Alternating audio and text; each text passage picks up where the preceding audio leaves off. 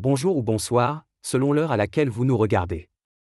Je suis chroniqueur audio et animateur de podcast à l'ODJ Média. Aujourd'hui, je vous lis fidèlement une chronique puissante et alarmante signée Nisrine Jawadi. Elle nous entraîne dans l'univers sombre et ambigu de la mendicité en ligne au Maroc, où émotion, arnaque et loi se croisent dangereusement.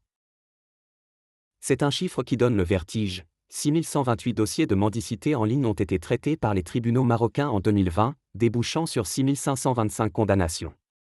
Une réalité inquiétante dévoilée par le ministre de la Justice, Abdellatif Wabi, ce lundi à la Chambre des représentants. Ces chiffres, en forte hausse, témoignent d'un phénomène qui prend de l'ampleur sur les réseaux sociaux. Au-delà des simples appels à l'aide, c'est une pratique massive qui interroge la société marocaine sur la frontière entre détresse réelle et escroquerie numérique. L'auteur ajoute que derrière ces chiffres se cache une réalité encore plus troublante, la générosité des internautes est souvent manipulée. Dans les faits, ce sont des milliers de messages postés sur Facebook, Instagram, TikTok ou WhatsApp. Des appels à l'aide, parfois bouleversants, souvent anonymes. Malades, enfants, familles démunies. Mais comment distinguer le vrai du faux ? C'est tout le dilemme pour les internautes, surtout en période de Ramadan, où l'émotion religieuse et la solidarité atteignent leur pic. Ce flou émotionnel pousse beaucoup à donner sans vérification. Une aubaine pour ceux qui exploitent les failles émotionnelles et la spontanéité des donateurs en ligne. L'auteur affirme que pour elle, cette forme de mendicité virtuelle est d'autant plus préoccupante qu'elle transgresse ouvertement la loi. Selon le ministre, la loi marocaine ne fait aucune différence entre la mendicité dans la rue et celle qui se passe derrière un écran.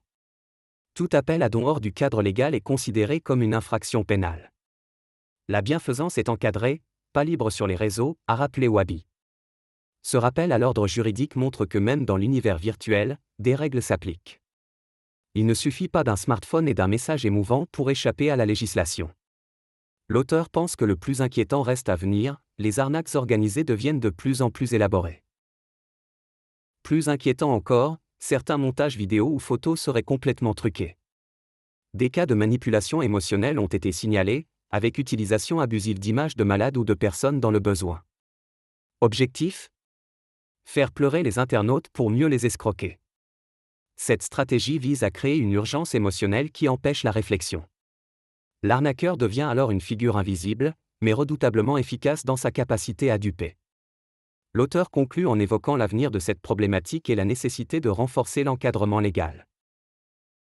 Le phénomène de la mendicité numérique n'a pas fini de faire parler de lui. Le ministère de la Justice pourrait proposer des mesures supplémentaires pour mieux contrôler ces pratiques et sensibiliser les jeunes générations. En attendant, les utilisateurs sont appelés à la vigilance et à la responsabilité, la solidarité ne doit pas devenir une porte d'entrée pour les arnaqueurs. C'est un appel clair à la lucidité collective, à une culture du discernement face aux sollicitations sur les réseaux. Merci de nous avoir suivis pour cette lecture fidèle et intégrale de la chronique signée Nisrine Jawadi, intitulée « Mendicité en ligne, alerte rouge sur les réseaux marocains ». Nous avons fait le maximum pour respecter à la lettre les propos de l'auteur, dans un souci de responsabilité et de rigueur journalistique.